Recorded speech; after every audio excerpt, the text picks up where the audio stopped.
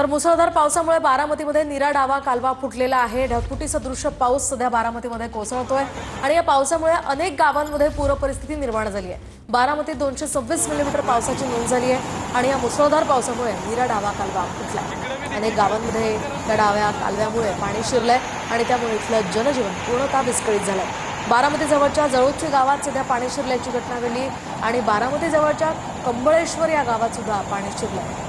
जळोच्या गावातले अनेक घरं सध्या पाण्याखाली गेलेत। काटेवाडी गावाकडे जाणारा रस्ता सुद्धा बंद करण्यात आलाय।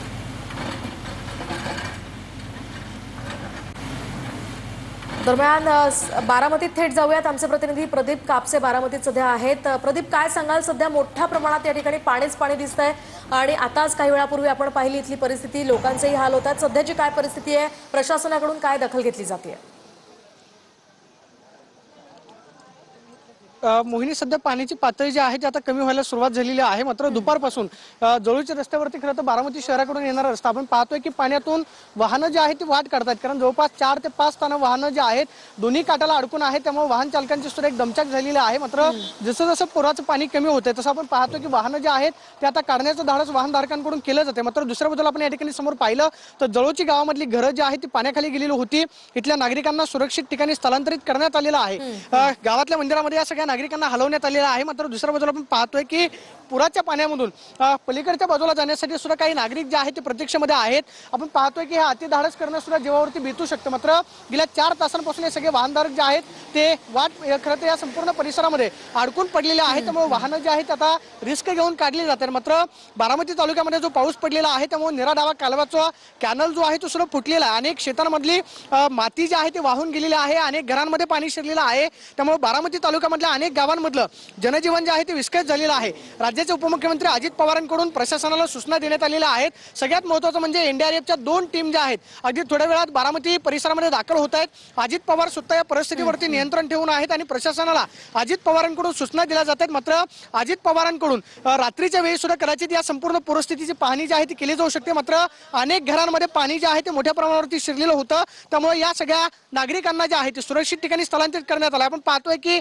घराला कुलूप आहे, मात्र घरातलं बाहेरचं साहित्य जे आहे ते पूर्णपणे भिजलेलं आपल्याला पाहायला मिळतंय। पाण्याबरोबर आलेला गाळ जो आहे तो सुद्धा आपल्याला घरांमध्ये पाहायला मिळतो, त्यामुळे या सगळ्या नागरिकांना पुराचा फटका जो आहे तो सुद्धा मोठ्या प्रमाणावरती सहन करावा लागलेला आहे। मात्र इथल्या नागरिकांना सुरक्षित ठिकाणी हलवण्यात आलेला आहे।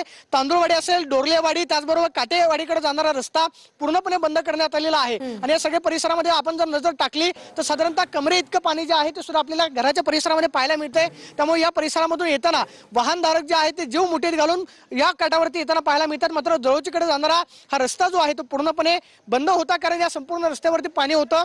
जनजीवन विस्कळीत जरी झालेलं असलं तरी सुद्धा आता पाण्याची पातळी जी आहे ती हळूहळू कमी होते।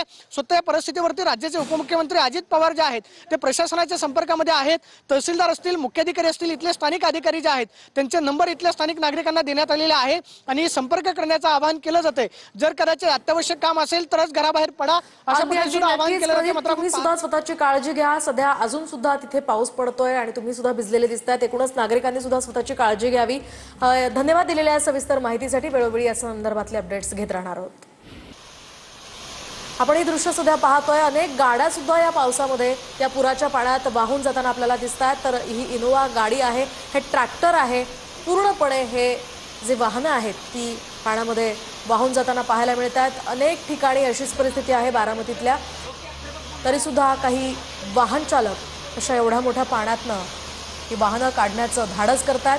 असं धाडस कोणी करू नये असं आवाहन खरं तर TV9 मराठीकडून केलं जातंय। आपण पाहतोय हा व्यक्ती सुद्धा दुचाकी काढण्याचा इथे प्रयत्न करत होता, मात्र स्थानिकांच्या मदतीनं थोडक्यात तो वाचलेला आहे। मंदिर पूर्णपणे पाण्याखाली आपल्याला दिसतंय। बारामतीत पावसाचा हाहाकार सध्या आपण पाहतोय। काटेवाडीतल्या पुरात अडकलेल्या 7 जणांना सध्या वाचवण्यात यश आलंय असं जिल्हाधिकाऱ्यांनी सांगितलंय। बारामती शहरात साधारणतः 150 घरांमध्ये हे पाणी शिरलं होतं अशी माहिती जिल्हाधिकाऱ्यांनी दिली आहे।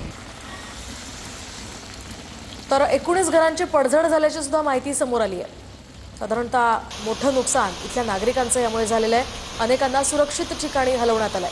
तर जळोचीमध्ये ओढ्याच्या पाण्यात वाहून गेलेल्या व्यक्तीला वाचवण्यात यश आलंय। अनेक जण खरं तर या पुराच्या पाण्यामध्ये वाहून जाताना त्यांना वाचवण्यात यश आलेलं आहे। जळोचीमध्ये ओढ्याच्या पाण्यात